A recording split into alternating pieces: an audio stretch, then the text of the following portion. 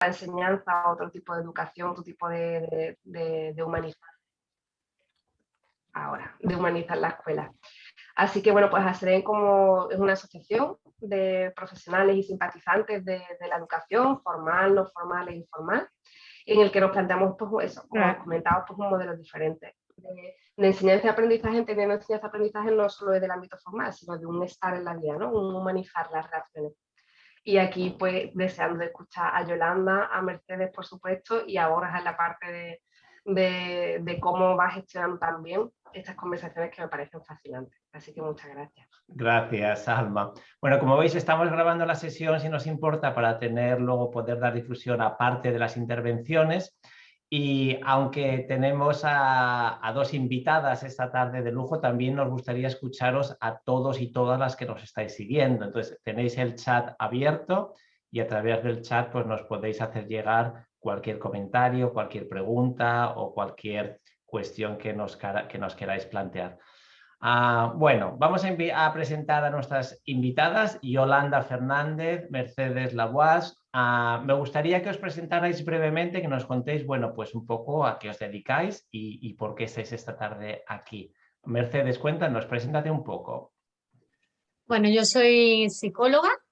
A ver, yo hace mucho tiempo empecé en la psicología más desde el buscar poder trabajar con delincuencia, y fue eso lo que me llevó a la prevención y a que terminé trabajando en espacios como en Martínez Montañés,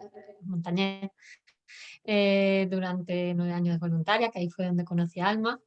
Y bueno, en la educación de calle, yendo luego a espacios más formales, el centro de reforma, centro de acogida, a formar pues nuestra propia empresa junto a Alma, y que fuéramos después creando también desde esa idea que Alma un día en mi baja maternal me dijo: hemos creado ASEDEN y eres vicepresidenta. Y me dijo: pues maravilloso, venga, vamos a montarlo. Así que llevamos mucho tiempo, nos llevamos mucho tiempo ahí dándole forma a esto que me parece tan bonito, de poder dar un poquito de empuje y acompañamiento a los que tenemos esta visión de cómo educar, ¿no? Yo trabajo mucho enfocado siempre desde la visión del apego y de la prevención, sobre todo en las edades más tempranas, que me parece muy importante. Y nada, y en todas esas, pues al final he terminado trabajando desde más lo terapéutico a hacer un giro un poco más al acompañamiento a padres, desde un programa que se llama el Círculo de Seguridad Parental, y trabaja mucho en la educación emocional, pero desde lo más inicial, poniendo el foco en las relaciones interpersonales, sobre todo en aprender a relacionarnos, porque al final pues el que seamos felices, que estemos bien, tiene que ver con cómo nos relacionamos con el mundo. Así que ando. Gracias. Es que qué fácil suena, ¿no? Eso de aprender a relacionarnos, y qué complejo es, ¿no? Sí. En fin. Bueno, pues muchas gracias, Mercedes. Yolanda, cuéntanos quién eres y bueno, qué te trae esta tarde aquí. Bueno, yo soy profesora de secundaria, profesora de Geografía e Historia en el Instituto Alcaria de la Puebla del Río, en Sevilla. Y bueno, empecé a centrarme un poco en la línea de la convivencia escolar, me interesaba mucho. Entré a formar parte también del equipo directivo, he estado durante muchos años en la jefatura de estudios adjunta, y me fui centrando especialmente en precisamente lo que comentáis, ¿no? En la necesidad de aprender a convivir en un entorno pues tan complicado, ¿no? Porque bueno, en la comunidad educativa es una comunidad amplia y compleja. Entonces, pues eso me inició el camino también y me abrió las puertas a ir conociendo más en este mundo, el mundo de la inteligencia emocional. Me especialicé en inteligencia emocional y bueno, a partir de ahí pues he abierto una puerta que evidentemente no hace más que crecer, y en entornos como este de ASEDEN, pues imaginaros, muy bien acompañada además. Desde hace unos años lo que hago también con ese objetivo de que trascienda todo esto y que se contagie y salpicar un poco y transmitir esta nueva mirada también a la educación, pues imparto cursos en el entorno de los CEP, de centros de profesores y de la Universidad de Sevilla a través del Centro de Formación Permanente, relacionado sobre todo con la inteligencia emocional aplicada al ámbito educativo, para promover que sea, pues, bueno, una vía también para educar a nuestros niños y nuestros adolescentes y desarrollar un poco esa parte, ser consciente que necesitamos ese desarrollo de competencias sociales y emocionales en el profesorado para esta labor de educar, que tengo que decir que es mi gran pasión. Muy bien, gracias, Yolanda. Bueno, pues como sabéis, el tema de hoy es humanizando la enseñanza y de eso vamos a hablar. Pero antes, Yolanda, aprovecho que te tengo aquí ahora para plantearte una primera cuestión. Desde ASEDEM nos planteamos este tema de humanizar la enseñanza. Entonces, ¿por qué nos tenemos que plantear este tema? ¿Qué deshumaniza la enseñanza? O desde tu punto de vista, desde tu trabajo diario en el instituto, en el centro educativo, ¿qué factores existen en el sistema o en tu día a día que crees que deshumanizan esa enseñanza, ese aprendizaje de los jóvenes en tu caso? Bueno, el tema que vamos a tratar hoy aquí es bastante amplio, es muy amplio y lo tendremos que sintetizar mucho, pero bueno, yo creo que pueden salir muchas ideas interesantes entre todos. Yo esa pregunta tuya la enfocaría hacia dos vías, ¿no? Primero, yo creo que, en primer lugar, nos centramos, yo creo, en el alumno, no en la persona. Y yo creo que eso nos condiciona también mucho. El enfoque educativo es hacia lo académico y dejamos la parte personal como algo en paralelo y no a veces, o sea, y no siempre le damos el protagonismo que tiene que tener. Nos olvidamos de esa parte que sigue siendo ahí un poquito transversal. Y a mí me parece que tiene que marcarse como un objetivo fundamental porque trabajamos con personas y educamos a personas. Por otro lado, desde mi experiencia y cada año que pasa lo observo con más claridad, es que se están complicando mucho las tareas burocráticas que giran en torno a la educación. Las programaciones, las evaluaciones, el asentismo, la normativa que va y viene, muchas cosas que tenemos que ir desarrollando a lo largo del día y que está centrando la tarea del docente más en esos ritmos y en esas tareas urgentes y vamos dejándolo la parcela de educar a las personas como algo también ahí paralelo, pero no protagonista. Entonces, bueno, yo creo que forma parte también del estrés del docente, todo este engranaje que forma parte de nuestro día a día y quizá hay que invertir un poquito En eso, las ¿no? tornas.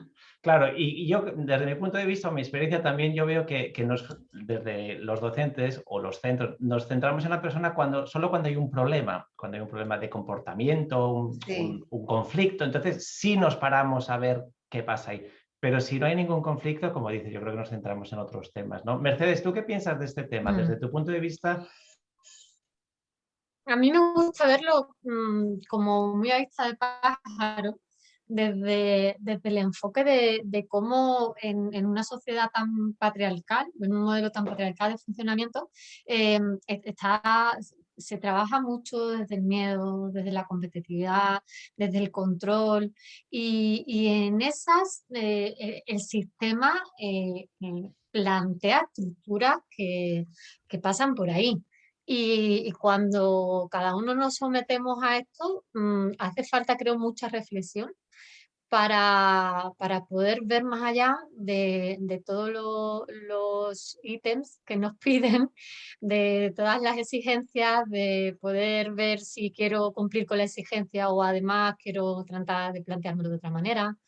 Todas estas cosas, ¿no? Yo creo que hay muchos distractores, que tenemos una sociedad con mucho estrés y que todo esto afecta al aula, a la educación, sin más remedio, ¿no? Hay mucho movimiento a la vez. Yo creo que también siempre que está este movimiento en esta sociedad patriarcal, a la vez siempre hay un movimiento en contra que trata de compensar un poquito, ¿no? Y aquí estamos nosotros, toda la gente que quiere hacer mindfulness, toda la gente que está metiendo en el aula cosas distintas, ¿no? Claro, y aquí está CDM intentando poner el foco en la persona, ¿no? Que evidentemente hay una burocracia, hay unas programaciones y hay otros temas administrativos que hay que gestionar y hacer eficazmente porque son parte del proceso de aprendizaje de los estudiantes, pero sin perder nunca de vista lo importante que es la persona, ¿no? ¿Y a quién corresponde, pensáis, humanizar la enseñanza? Porque claro, en la enseñanza, en los centros, en el sistema, hay muchas personas, muchos grupos involucrados. ¿De quién es competencia humanizar la enseñanza? Yo creo que es competencia de todos. Esto es, ¿no? Para educar a un niño hace falta una tribu entera. La frase esa que tiene tanto trasfondo y nos viene también ahora en esta charla que tenemos, ¿no? Bueno, yo creo que la responsabilidad mayor la tiene la administración educativa, todo, bueno, quien fomenta o no todo este tipo de procesos, ¿no? Pero si vamos bajando en los escalones, evidentemente después, bueno, pues ya entramos en los centros educativos y hay una gran también responsabilidad en, bueno, las direcciones de los centros, ¿no? En que se promueva y se agilice un poco todo se potencie, ¿no? Todo este engranaje, se facilite también, pero evidentemente quizá el escalón al que a mí me gustaría llegar más y donde poner el foco es en, bueno, en las personas que tenemos ese contacto directo con los niños, con los adolescentes, ¿no? Que somos los profesores en el caso del centro educativo y las familias en el caso del entorno doméstico, ¿no? Yo creo que tenemos que ser en eso proactivos. Y evidentemente siempre vamos a tener razones para entender que hay cosas que no marchan bien y que no se facilitan estos procesos de educar a personas, pero quien está dentro con el alumno, con la alumna, con la persona en definitiva, pues somos nosotros. Y yo creo que ahí hay que coger la rienda y no soltarla y creo que podemos hacer muchas cosas. De hecho, se están haciendo, a pesar de que el sistema no lo promueva o no lo facilite, se están haciendo muchas cosas maravillosas porque hay personas maravillosas en todos los centros y con una gran motivación Y qué bueno que bueno, las redes incluso que en ese sentido ayudan a que uno se sienta un poquito menos solo, porque sí, un poquito que te acompañado. muevas, es cierto que puedes ver otros muchos profesores maestros haciendo cosas de este otro modo y buscando esto, ¿no? Yo a lo que tú decías, creo que no solo el promover desde el propio centro, sino el vivirlo, el propio centro también, ¿no? El ser modelo en ese sentido, desde cómo llegamos, cómo nos encontramos, cómo nos reunimos, son cosas importantes, pero incluso yéndonos un poquito atrás, lo cierto, ¿me recibís bien? Que me está dando así como que Sí, no, me te quedo... oímos bien. Sí, vale. Que incluso, bueno, una de las cosas que a nosotros nos motivó mucho en el crear ACDEA era que los movimientos sociales van antes que los cambios políticos y del sistema, ¿no? Y entonces, en ese la responsabilidad de todos, la responsabilidad de todos en empujar, en, como decía antes Borja, en elegir la asignatura que permite esto, en unirnos y alzar la voz y hacer un peso suficiente como para que haya alguien que se plantee, oye, esto no son cuatro colgados que están pensando que quieren hacer cosas raras en las clases, esto es una necesidad social que ya es sentida y entonces vendrán también otros muchos cambios como en realidad desde la legislación empiezan a llegar poco a poco algunos, ¿no? Así que en ese sentido es como, era como uno de los sentidos que tiene ACDEN en sí. Sí, en ese sentido, Yolanda, tú nos comentabas antes de conectar que en cuarto de eso ya hay una asignatura optativa que va en esa línea, ¿no? Sí, te comentaba antes, Borja, que bueno, cuando leemos la normativa, que a veces nos sorprende, ¿no? Y la nueva orden educativa aquí en Andalucía, de ahora de este año, de enero, pues ya introduce como recurso metodológico el que se promueva la inteligencia emocional en la aula. O sea, ya eso tiene nombre como recurso metodológico, con idea de que el profesorado fomente eso en la educación de las personas. Y por otro lado, pues ya estamos viendo también algunas propuestas, ¿no? En este caso de una asignatura en concreto que aparece como una optativa en cuarto de la ESO, que se puede ofertar en los centros, aunque no es de oferta obligatoria, que se llama aprendizaje social y emocional. Y entonces, bueno, pues ya me parece que ahí hay una pequeña semillita. Hombre, es un paso importante, ¿no? Ese reconocimiento Importante, y sí, que aparezca la normativa sí. con sus letras, sus palabras. Y... Sí, sí. Seguiremos en esa línea para que se vaya promoviendo, porque los alumnos que la conocen, que conocen este tipo de aprendizaje, pues reconocen que lo necesitan en todos los cursos. Claro, y ahora nos vas a contar un poco también desde tu experiencia práctica. Pero bueno, lo que está claro cuando hablamos de quién es competencia, la responsabilidad de humanizar la enseñanza, parece claro que, bueno, pues todos los que estamos involucrados tenemos algún grado de responsabilidad, por supuesto los propios estudiantes también, pero los docentes, los educadores, pues tenemos un gran poder transformador, porque podemos crear de ese espacio, de ese aula, pues realmente dentro de la normativa y dentro de la materia, pero le podemos dar un color o le podemos dar otro, ¿no? Y nos vamos a meter un poco ya con ese tema más concreto de este encuentro, ¿no? ¿Cómo podemos humanizar la enseñanza desde nuestro rol de docente o de coach o de padre o madre de familia, porque al final pues todos estamos involucrados? ¿Cómo pensáis, qué primeros pasos podemos dar para que ese aprendizaje que llevan a cabo los adolescentes o los niños sobre todo, pues tenga un carácter más humano, más personal? ¿Qué se os ocurre? Para mí el comienzo parte por nosotros. Yo recuerdo que en muchas de las formaciones que hacemos de trabajo personal o que hacemos los profesores y toda esta historia siempre es como qué importante hubiera sido que esto me lo contara a mí alguien antes, ¿no? O que esto lo hubiéramos hecho antes, ¿verdad? Y es como lo que más a la gente le llega. Es como, es que esto tiene que empezar antes. Y el empezar antes también pasa por el que está allí delante, que pueda ofrecer eso, que resuene eso, que imparta eso en cómo se mueve y cómo se relaciona. Y el que además cuando lo está haciendo y lo está haciendo con el alumnado, está ofreciendo una experiencia que a veces ellos no han tenido y que está siendo reparadora para sus propias vivencias y que está siendo un modelado, un ejemplo. Y en todo, vamos, ya desde el área más de lo clínico, de lo psicológico, cada vez que trabajamos podemos utilizar todas las herramientas que tú quieras, pero si tú no estás ofreciendo esa vivencia, para poco nos sirve. Entonces, Yolanda, dices que tenemos que ser un poco ese modelo, ¿no? Que queremos fomentar en el aula. Claro, yo... haberlo vivido, haberlo pensado.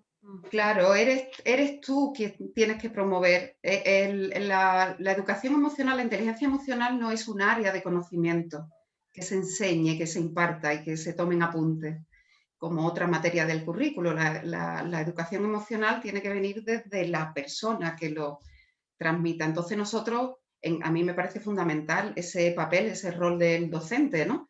Que desarrolle esas competencias socioemocionales en el aula, cuando trabaja con el alumnado. Y eso por un lado, porque yo creo que es el modelaje, ¿no? Que es el referente que tiene el alumno en el aula. No solo lo que decimos les va a llegar, es lo que hacemos y cómo lo hacemos. Eso me parece fundamental. Yo cuando parece que queremos a veces resolver el tema este de la educación emocional teniendo una batería de actividades que trabajemos en el aula, me parece que lógicamente esta parte está incompleta, porque no se trata tanto de eso como el que sea el recurso es el profesor. Entonces, esa parte me parece fundamental para seguir humanizando esa parte que tenemos ahí como foco de atención. Y por otro lado, me parece también importante que se abra ese camino de desarrollo de esas competencias socioemocionales del alumnado.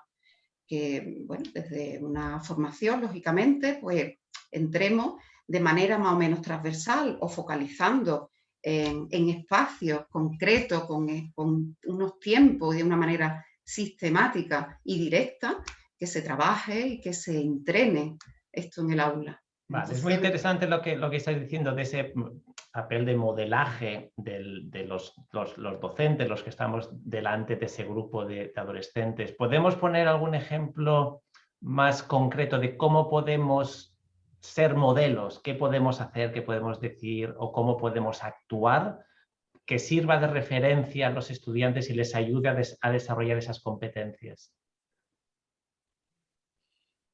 Merced, ¿empiezas tú? No sé. Ven, voy. Vale. A ver, desde donde yo trabajo más y trabajo con el grupo de profesorado y trabajamos allí en Rumpus también, acompañando en esto, tiene mucho que ver al final en cuando se dan situaciones, poder hacer mucho, el parar, el reflexionar, el estar viendo qué habilidades hay implicadas, traer a la vista qué dificultades tengo yo y poder convertir la interacción y la vivencia en un laboratorio de observación y de reflexión que traiga al presente, que traiga al consciente lo que a mí me cuesta trabajo cuando se pone en juego una interacción de uno a uno o cuando se pone en juego la interacción de somos muchos y qué me está pasando a mí cuando aquel otro y cuando... Entonces, nosotros ahí sí trabajamos mucho desde ese enfoque, ¿no? Desde el ir viendo con dinámicas, con actividades, con mucho trabajo personal de parar, de hacer mindfulness, de todas estas herramientas, el modo en que funcionamos, pero sobre todo teniendo unos mapas que nos ayuden a poder ver eso. Es decir, hay diferentes modelos, ¿no? Mi modelo es el círculo de seguridad, el Cost Classroom se llama, y ofrecen mapas súper sencillos y claros en los que yo decir. Ahora mismo mi amigo o mi alumno se estaba acercando desde una necesidad más exploratoria o ahora mismo se estaba acercando desde una necesidad de que contenga o le ayude, lo acompañe, le organice y ahora cómo puedo cómo puedo acompañar esa necesidad o cómo no se puede acompañar porque es un momento no acompañarla. Son mapas muy sencillos que facilitan mucho poder estar pendiente y sobre todo la introspección, porque al fin y al cabo todos los modelos, creo que cada uno desde el modelo que nos movamos, nos dan eso, mapas sencillos que facilitan observar y reflexionar y sobre todo compartir esa reflexión es lo que hace que después nuestro aprendizaje se lleve puesto. No nos quedemos solos con la nomenclatura, porque cada uno va a tener cada enfoque va a tener la suya y vaya mucho más allá, sino que ahora de repente, en cada vez que voy interaccionando con la gente y tengo situaciones como esta, me facilitan la interacción, me facilita sentirme mejor, me facilitan la regulación, la organización interna, todo esto, un poco desde ahí. Sí, dices algo que parece también muy sencillo, la reflexión, pero que parece que en el día a día como que no hay tiempo, ¿no? Desde que nos levantamos, nos preparamos, salimos de casa y llegamos al colegio o al centro educativo y todo es como un no parar y fíjate lo sencillo que es un poco la reflexión, que tampoco necesitas grandes herramientas, ni grandes tecnologías, ni... A mí me gustaría... la gran facilidad, perdóname, la gran facilidad de la reflexión en grupo. Que la enseñanza facilita tanto de todo lo que yo no me doy cuenta o desde mi modelo de referencia yo no conozco, pero siempre hay otro que puede aportar mucho. Muy enriquecedor. Sí, a mí me gustaría subrayar algo que has comentado, que es el nivel de conciencia, el ser consciente. Y yo entraría quizá a abrir algunas pautas, quizá pues no sé, más concretas relacionadas con, bueno, la experiencia diaria, ¿no? En aulas de adolescentes, ¿no? Entonces, bueno, ahí evidentemente hay situaciones complicadas y que nos dificultan mucho nuestra gestión emocional, precisamente relacionada con esas prisas, porque todos tenemos que cubrir un trabajo, una tarea en cada hora de clase que tenemos y digamos que vamos todos muy acelerados, muy rápido, es todo muy rápido. Y verdaderamente el ambiente del aula dificulta mucho todo ese proceso y todo eso bueno, todo ese procedimiento, ¿no?, que tenemos que llevar diariamente en clase. Entonces, el tema de la gestión emocional, ¿cómo gestionamos nosotros esas emociones desagradables que nos salen hora a hora en el aula? Me parece importante porque continuamente nosotros tenemos que dar orientaciones, pautas, recordar normas y digamos que equilibrar eso, pues nos resulta complicado. Hay algo que yo creo que sí puede dar un poco de pistas también no solo para el aula, sino también en el ámbito doméstico, ¿no?, de las familias con los niños, ¿no?, que es la firmeza calmada. El hecho de si tenemos que corregir o tenemos que llamar la atención o tenemos que, bueno, incluso pues dar alguna indicación ante alguna situación extrema que se produce en el aula. ¿Cómo manejamos nosotros esas emociones en momentos difíciles para nosotros, ¿no? El pararse, lo que tú decías, Mercedes, el sentir cómo me estoy viendo y cómo lo hago para, bueno, transmitir realmente lo que necesito y lo que quiero, pero sin que la emoción me desborde, ¿no? Esa firmeza calmada, porque evidentemente no vale todo. Los niños, los adolescentes, nuestros alumnos tienen que tener límites y hay que ponérselos. Forma parte de su educación también, es importante, pero tiene que hacerse desde el respeto, desde esa emoción pausada, calmada, consciente y de equilibrio que yo creo que, bueno, beneficia evidentemente no solo al bienestar personal, sino al ambiente del grupo. Hay otra cosa que también me gusta a mí llamar a la conciencia cuando estamos en el aula, que es nuestro lenguaje no verbal, porque transmitimos muchas cosas y posiblemente en muchos casos vaya en la dirección contraria de lo que pretendemos. Cuando entremos al aula, ¿qué queremos transmitirle a esos niños cuando llegamos? Con una sonrisa, con una mirada, con un gesto de complicidad, de motivación, algún guiño que haga que esos niños se sientan que están en un entorno seguro y saludable, ¿no? Pero precisamente, ¿qué dice nuestro cuerpo y nuestro rostro? Ser consciente, porque seguramente, no me cabe la menor duda, que todos queremos sacar lo mejor de todos ellos. Pero tenemos que estar también conscientes no solo a lo que decimos, sino también a lo que hacemos mientras ellos nos observan desde su conciencia o desde su inconsciencia, que ya ahí me pierdo. Claro, y sobre todo los niños, bueno, los adolescentes necesitan esas señales de los docentes, porque están buscando, aunque se parezca que son muy seguros, están buscando esas señales precisamente para responder de acuerdo a esas señales. Y dependiendo de las señales que reciban de su docente, pues bueno, pues tendrán una respuesta a otra. Yo te he oído también... Un acercamiento, un distanciamiento. Hay ahí muchas claves y muchas veces se nos escapa esa parte que considero tan importante, igual que la del lenguaje, ¿no?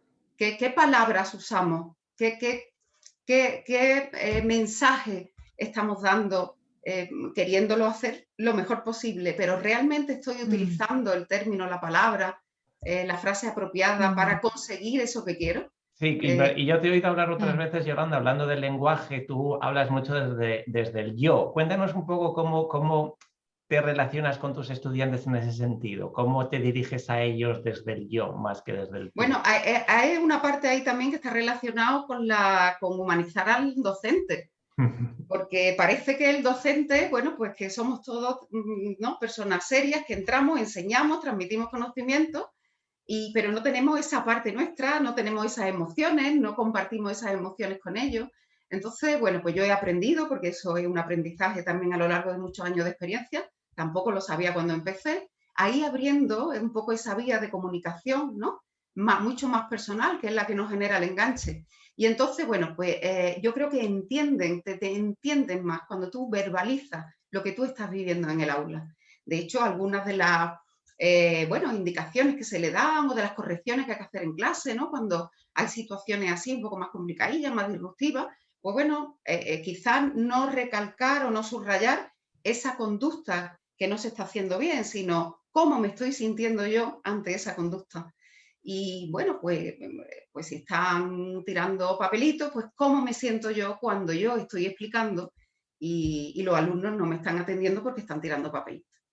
Y entonces cuando ahí hay una clave, hay algo que cambia en el ambiente, porque no estoy corrigiendo directamente la conducta, estoy derivándolo a través de la sensación esa que estoy teniendo y que me está impidiendo con normalidad dar la clase. Y bueno, y ahí no hay nada que... ellos no encuentran ahí porque no sienten esa culpabilidad. No le estoy dirigiendo a ellos, ni le subrayo la conducta, ni digo que son los culpables de que la clase no se esté pudiendo dar bien, simplemente que yo me estoy poniendo nerviosa. Es una intervención más Claro. indirecta, pero más eficaz. Son los mensajes yo, mucho más eficaz. Claro. Y al hilo de eso mismo... Porque validamos las emociones, que es otra cosa que tiene que ocurrir en el aula. Parece que hay emociones que no pueden entrar en el aula, que todos tenemos que estar bien, tranquilos, calmados, que nos tienen que motivados, que nos tienen que gustar todo lo que estamos dando. Pues no, yo otra cosa que también he hecho en falta en todo este engranaje es que se atiende mucho a la diversidad de aprendizaje. Atendemos mucho a la diversidad, se buscan siempre los apoyos necesarios, las vías necesarias para atender a esa diversidad de aprendizaje del alumnado, pero no se atiende la diversidad emocional. Y al hilo de eso que ibas diciendo, Yolanda, me llegaba mucho, por un lado, ¿no? el cómo ir viendo todos estos detalles que son como ir usando la inteligencia emocional de manera transversal en realidad o de manera informal, que no es, voy a contaros qué es la inteligencia emocional, requieren al final de esos espacios de reflexión y de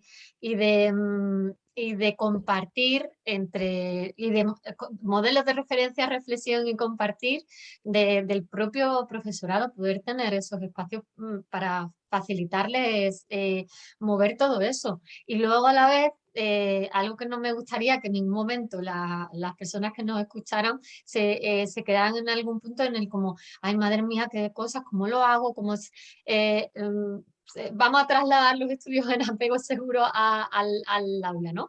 Con que el 30% de las ocasiones seas un maestro suficientemente bueno que acompaña que pueda acompañar y estar ahí y ofrecer alguna de esas cosas, estás aportando lo más grande. Luego va a haber nosotros le llamamos ruptura y reparación, ¿no? Va a haber mucho el 70% de las veces no va a ser así.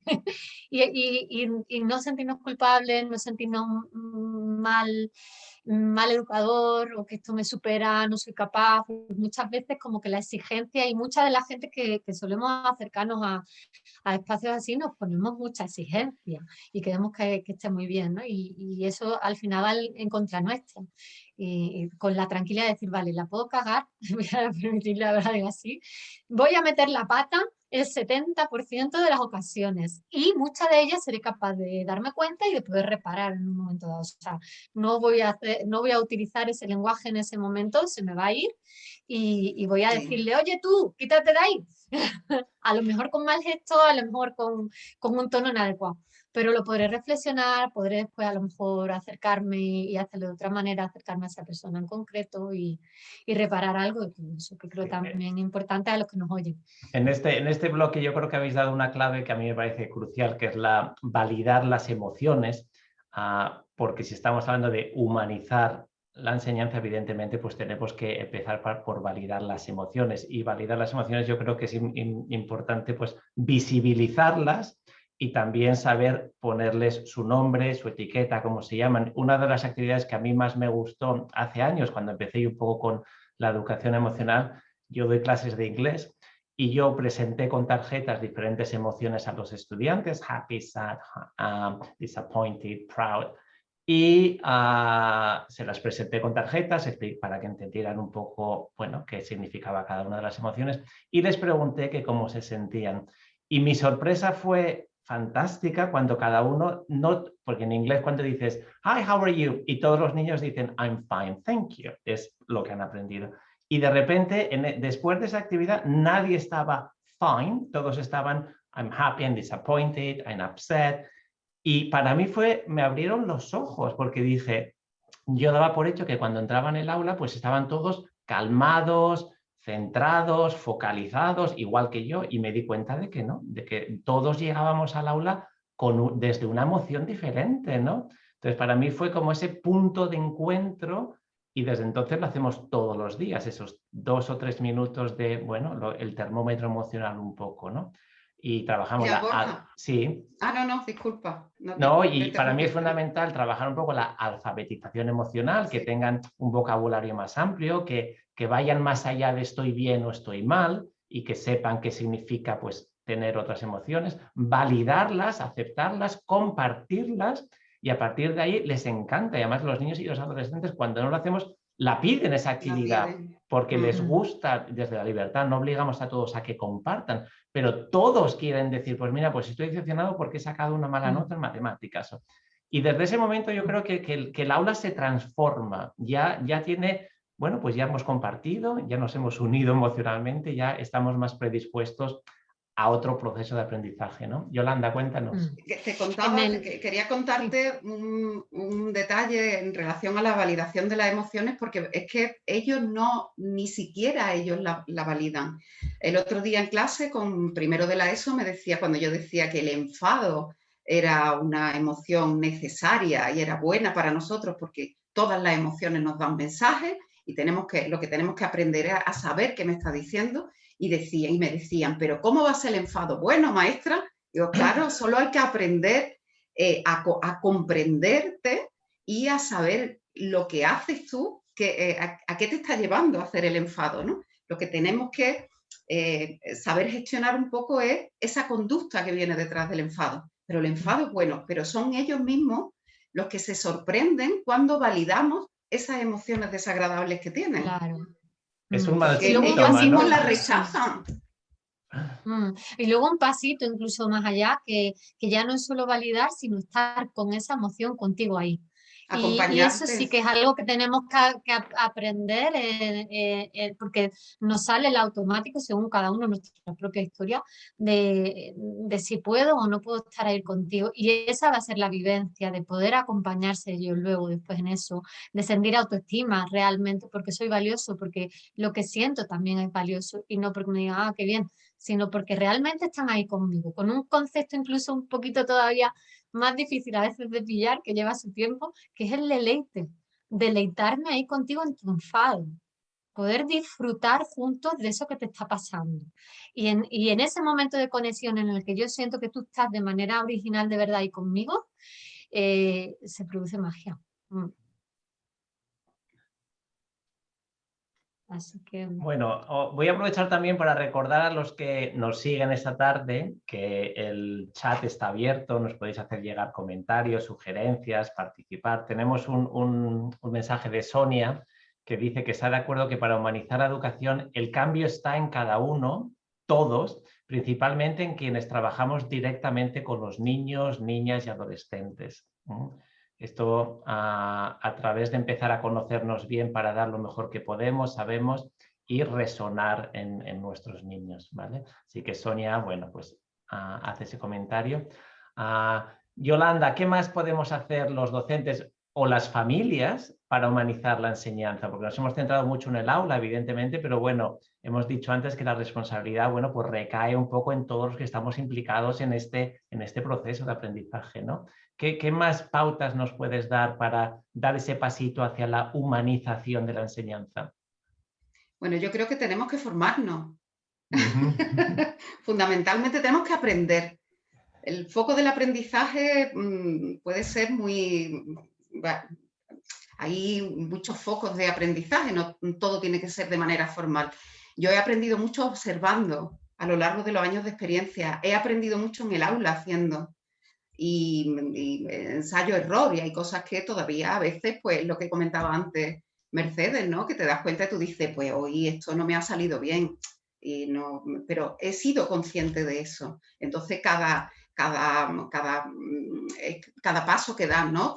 Yo creo que forma parte también de tu aprendizaje. Tenemos que buscar apoyos también, ¿no? Personas que nos estimulen, que nos acompañen en todo este proceso.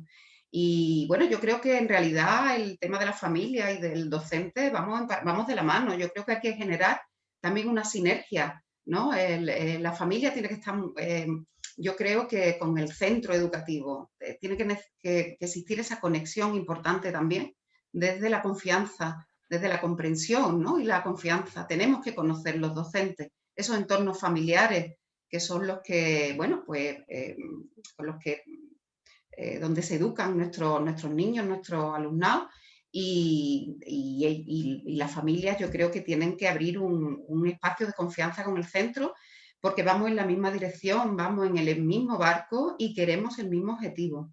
Y yo creo que una manera de educar, cuando se produce esa ruptura, es cuando se nos queda ahí los niños un poco desorientados. Y yo creo que podemos marcar un poco en esa dirección. Las fórmulas son las mismas, prácticamente. Nosotros tenemos un componente diferente, que es que educamos, pero enseñamos, es decir, transmitimos conocimiento, que parece que hoy es el foco principal, ¿no? Estamos intentando que no lo sea, y muchos de nosotros lo hacemos en el aula día a día, ¿no? Pero realmente, bueno, estamos educando durante mucho tiempo al día en el aula, nosotros somos sus referentes, y las familias están haciendo, bueno, pues esa parte también que le corresponde en todo este proceso en la casa, pero las fórmulas son las mismas. Esos ejemplos que yo he puesto antes, un poco concretos, del lenguaje no verbal, o la validación de las emociones, o la firmeza calmada, da igual en el entorno que se diga, en el ascensor también se puede transmitir todo esto y se puede contagiar de esta manera. Pero nos hace falta, especialmente a los docentes, y a mí me gustaría dejarlo aquí también y subrayarlo, es formación en este sentido, porque yo creo que tenemos de base una formación muy específica, donde nos preparamos. Yo tengo la formación, yo soy historiadora del arte, y después he ido buscando formación porque me parece que junto a eso, pues yo estoy viviendo en un mundo de relaciones sociales, interpersonales, y yo he tenido que aprender también a trabajar todos estos años con eso. Entonces, formación, porque ahora mismo continúa una formación directamente aplicada al ámbito del conocimiento y poco más, pero necesitamos recursos pedagógicos, psicológicos, antropológicos, neurológicos, por favor. Necesitamos conocer todos esos procesos que nos hagan entender más lo que tenemos delante. Pero es curioso porque hemos empezado esta sesión hablando un poco de qué factores deshumanizan la enseñanza, y parece que la propia formación del docente deshumaniza la enseñanza desde el momento que la preparación, por ejemplo, de cualquier profesor de secundaria es puramente académica, y se empieza un poquitín a trabajar otras competencias personales, pero realmente la preparación es académica, ¿no? Entonces realmente... Y el modo. Y el modo que es o sea, en primaria también, si se trabaja en la formación, se da un poquito más de contenido, pero no suele ser contenido también vivencial, sino contenido. Entonces es la formación y es el modo de adquirirlo también, dar esa oportunidad cuando uno está... Es que uno no nació sabiendo ser padre y no nació sabiendo ser maestro, y eso somos muy conscientes todos. Pero tampoco nos están ayudando mucho para educarnos en ese sentido. Mercedes, ¿alguna pauta más que se te ocurra así para familias quizá también, o docentes, para que podamos ir andando en ese camino de humanizar la enseñanza? Yo creo que lo que ha hablado Yolanda es importantísimo, ¿no? Esa formación, esa curiosidad, y en la observación y en la reflexión y en el ir viendo qué pasa, y luego que se facilite que eso esté, ¿no? Y sobre todo en los contextos que ha de facilitarse, pues cuando uno se está formando para ser maestro, para ser en los másteres, en aquello que te da el puente a poder llegar a ser un buen profesional, y en las familias también, porque tenemos un sistema de vamos a acompañarte al posparto a veces, ¿no? Pues vamos a ayudarte un poco a ver cómo hacemos todo esto, y desgraciadamente no se pone suficiente atención. Sí creo, y para mí es admirable, que hay mucho profesorado siendo buscadores innatos, sin parar de ver dónde y cómo encuentran aquello que les ayude a ser profesores que aporten lo que ellos sienten que necesitan.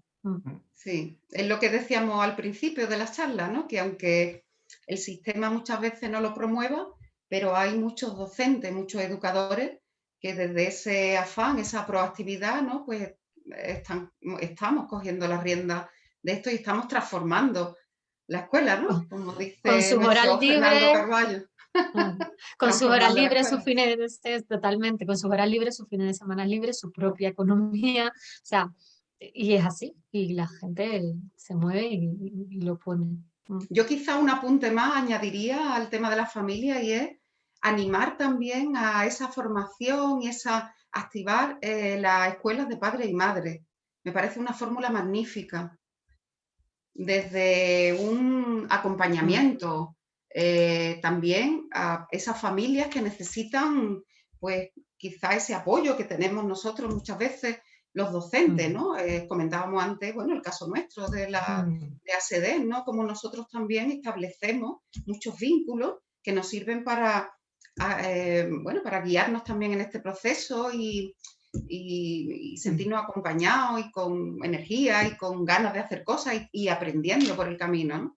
Pues el tema de las familias también, ¿no? Esas escuelas de padres y madres también me parece una fórmula importante con ese acompañamiento pues, de profesionales que hagan también esa parte importante que ellos, muchos de ellos necesitan Es y a veces... fundamental, como decía Mercedes, que nadie nacemos sabiendo, ¿no? Yo desde St. James, nosotros sí hemos dado charlas, por ejemplo, a familias sobre inteligencia emocional. Dimos una hace como 3 años en la Biblioteca Municipal de Mairena de Aljarafe y se llenó.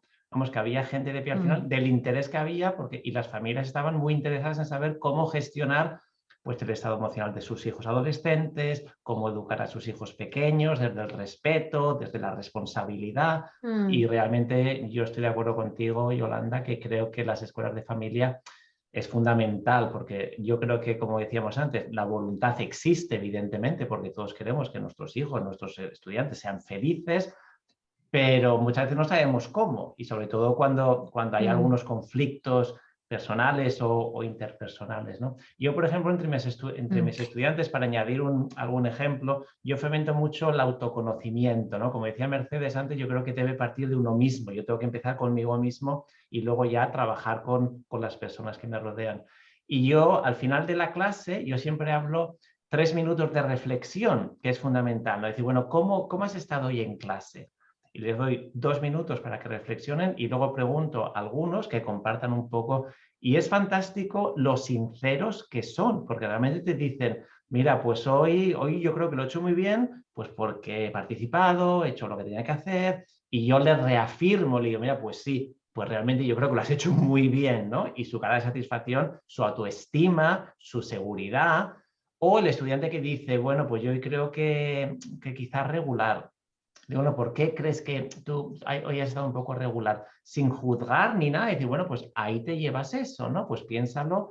Yo creo que es fundamental que creemos ese pequeño espacio, ese tiempo mínimo de reflexión y que ellos sean capaces de autoevaluarse. Y algo que me encanta antes de la evaluación, nosotros, parte de los educadores, pues tenemos que hacer la evaluación formal, ¿no? Rellenar el boletín de notas, digamos, nos guste o no nos guste.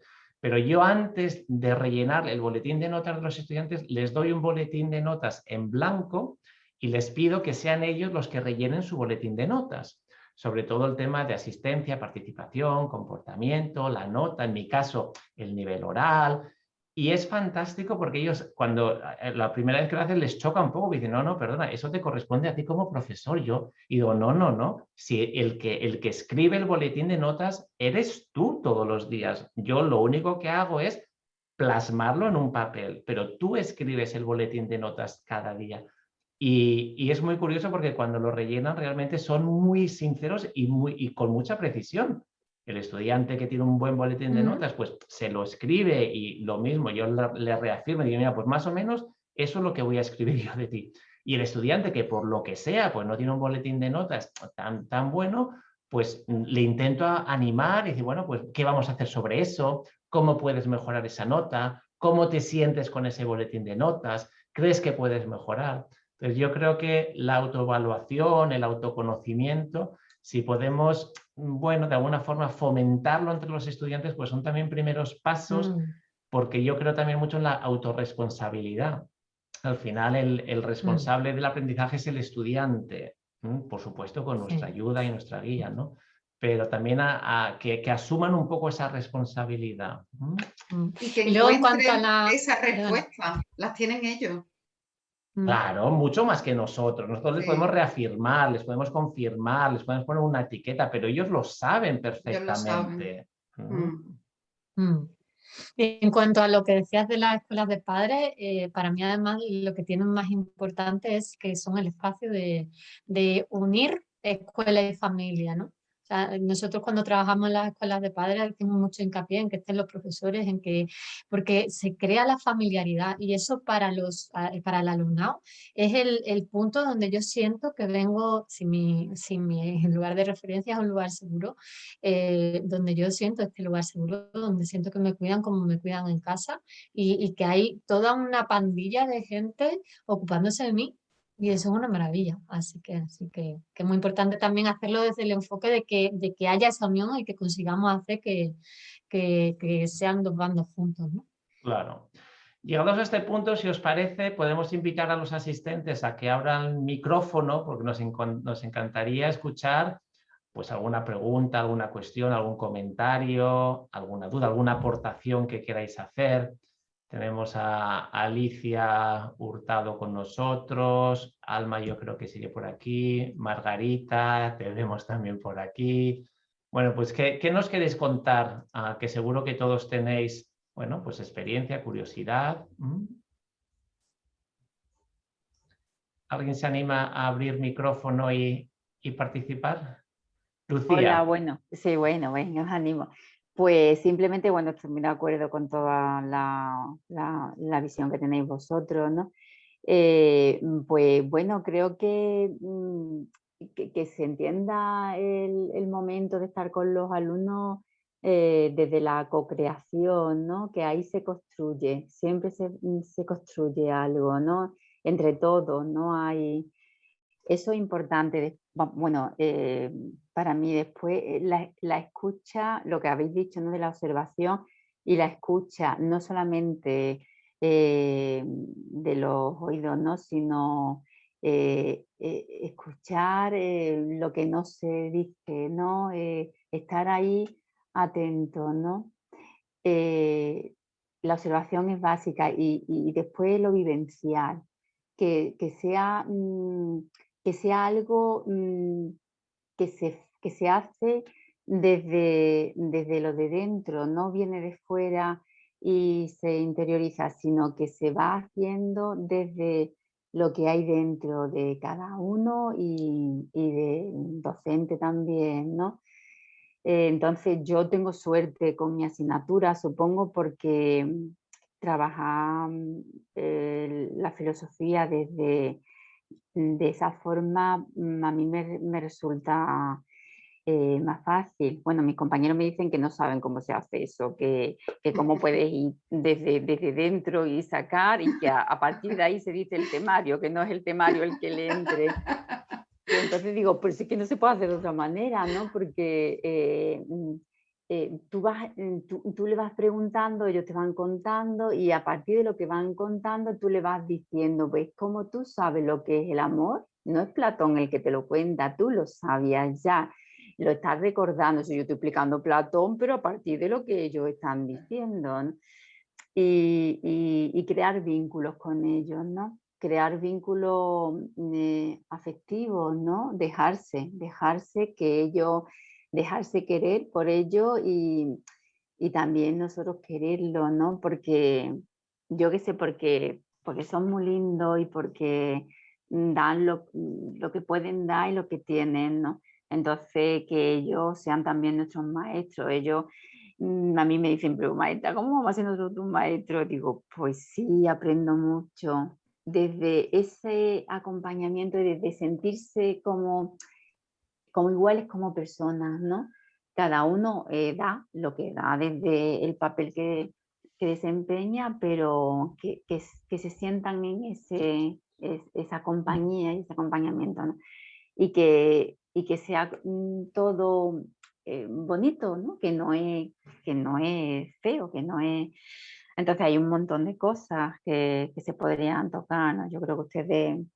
Y eso es lo que quería aportar. Yo sinceramente a mí me parece que trabajar así, que es un gustazo, que es muy gozoso, que da mucha alegría, ¿no? Porque sabe que hemos estado entre personas y que suceden cosas, ¿no? Que suceden cosas, suceden y hay cambios, ¿no? Y a ellos les gusta, y después te buscan y te dicen, maestra, yo creo que tú me trates, yo creo que tú me hables, maestra, que no. Y porque ellos lo que quieren es eso, ¿no? Ese sentirse, ¿no? Sí.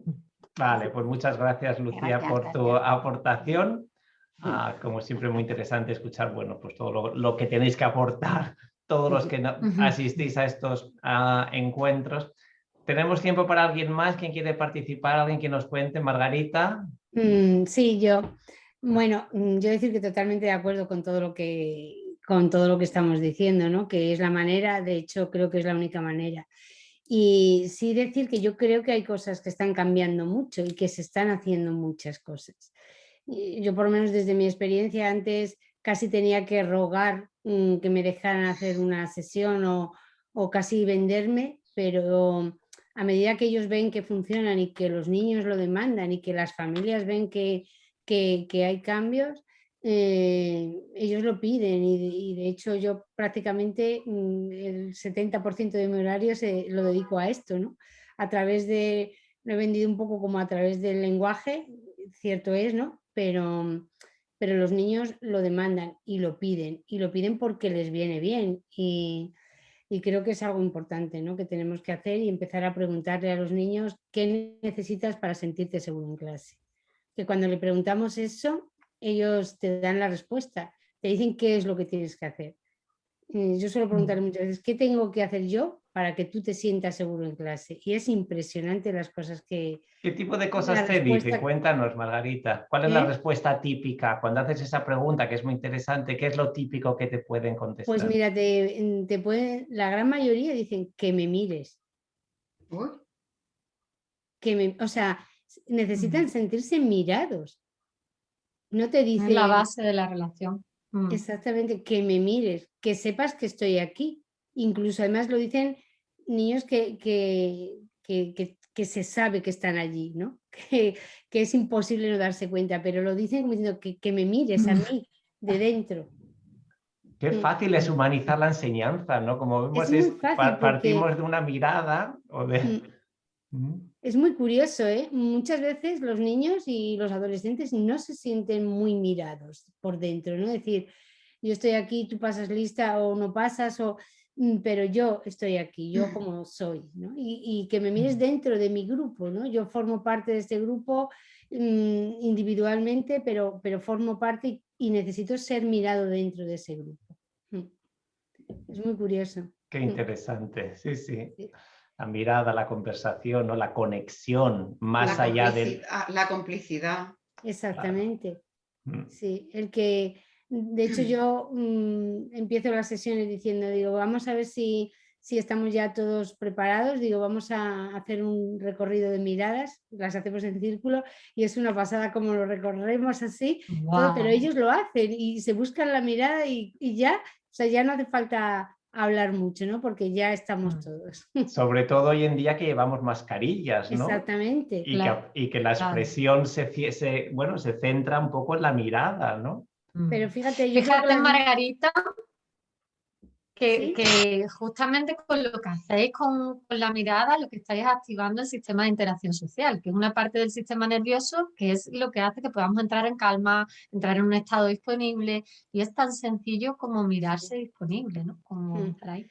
Sí, yo creo que las mascarillas nos han ayudado a esto, que antes, por ejemplo, yo no lo hacía de manera tan sistemática, ¿no? Decía, estamos, y ahora es como un ritual, ¿no? Y es que es curiosísimo porque estamos todos así con la cabeza y mirando con calma, ¿no? Sin prisa. Y ya está, ya estamos aquí todos, ya lo que pasa aquí se queda aquí. O sea, está guay, a mí me gusta. Pues Margarita, me llevo tu experiencia, la voy a poner en práctica en mi aula, y hay una expresión también que me gusta mucho, que es la sonrisa con la mirada, ¿no? Ahora que la sonrisa con la boca pues es más invisible o más difícil de ver, pero bueno, cómo podemos sonreír con los ojos, con la mirada, y me gusta mucho, bueno, pues esa expresión, ¿no? Y todo lo que conlleva, porque yo creo que, como estamos diciendo, la conexión, la mirada, pues es fundamental para crear ese espacio seguro y que se sienta pues como un espacio más humano.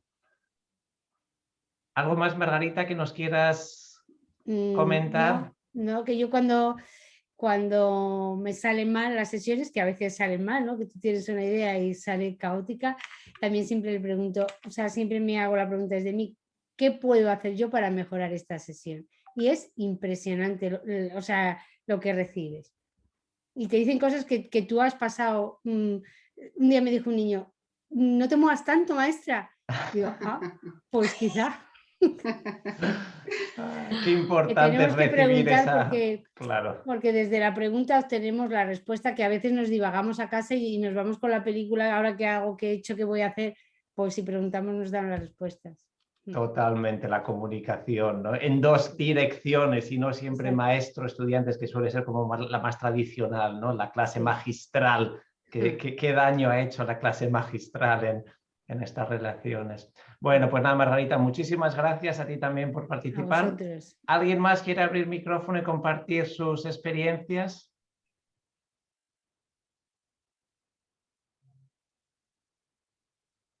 A ver, ¿alguien más? ¿No? Bueno, me quiero presentar, me llamo María del Mar.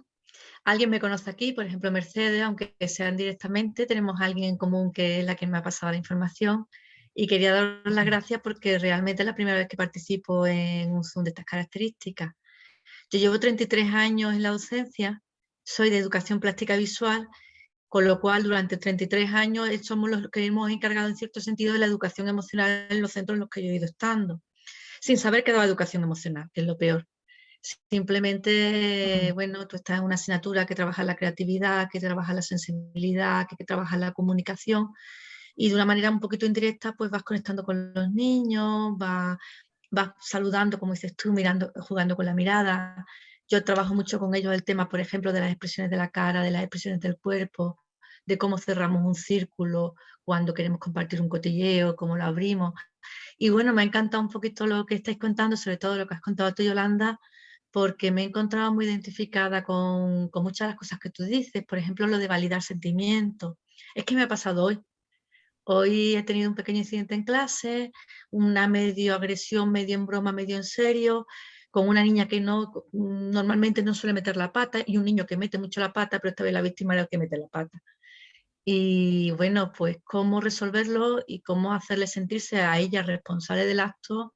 Se la toma la medida disciplinaria, pero me ha dado las gracias al final, no sé, porque me siento mal cuando tú haces estas cosas, porque bueno, yo creo que el ambiente de la clase no es para esto y tal.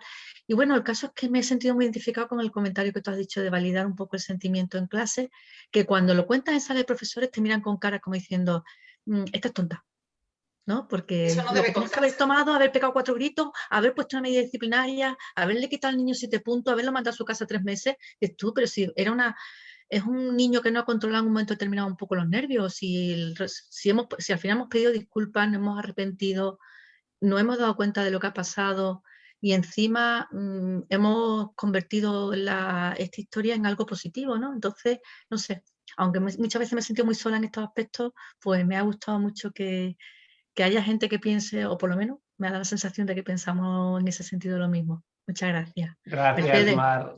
también muchas gracias a ti por muchas cosas que tenemos que contarnos, ¿vale? Un besito. Bueno, pues está relacionada con rumbos de... vale, perfecto.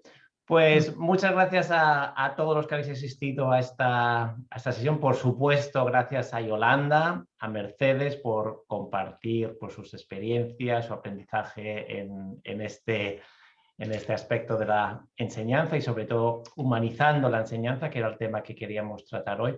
Os animamos a que nos sigáis en las redes sociales, a SEDEM, estamos presentes en Facebook, en Instagram, en las redes sociales, porque próximamente tendremos otro encuentro con otro tema y que seguro que será tan interesante como esto. Así que os animamos a que nos sigáis. Muchísimas gracias y esperamos vernos pronto. yo quiero deciros, animaros también a haceros socios, ¿eh? Que También. mientras más somos, más fuerte empujamos. Así que a eso os quiero animar también. Perfecto, muy bien, Mercedes, eso me gusta. Cuantos más seamos, más fuertes seremos, claro que sí. Y yo quería, Borja, aprovechar esta ocasión también para felicitar a tantos docentes que están haciendo cosas tan bonitas en la aula, educando a tantas personitas. Claro También, que sí. sí, animarlos a que sigan abriendo estos caminos, a que sigamos aprendiendo por el camino, a que nos acompañemos de personas bonitas como bueno, se ven en encuentros así también, y encontrar cualquier huequito que haya en cualquier centro educativo, la posibilidad de ir abriendo un poco esta vía de la educación emocional, que se abra, que se busquen materias optativas, que hay centros con asignaturas optativas de inteligencia emocional, que busquen talleres, que busquen cualquier posibilidad de seguir fomentando esto dentro del aula. Animarlos mucho. Me encanta y nos despedimos con este reconocimiento que manifiesta Yolanda de tanto trabajo, de tantos maestros, tantas maestras, profesores, que evidentemente trabajamos para que ese aula sea un sitio, un espacio humano y donde, bueno, pues todos podamos aprender y crecer. Así que ahí queda dicho, Yolanda. Muchas gracias. Hasta la próxima. Hasta luego. La próxima. Hasta la próxima. Chao.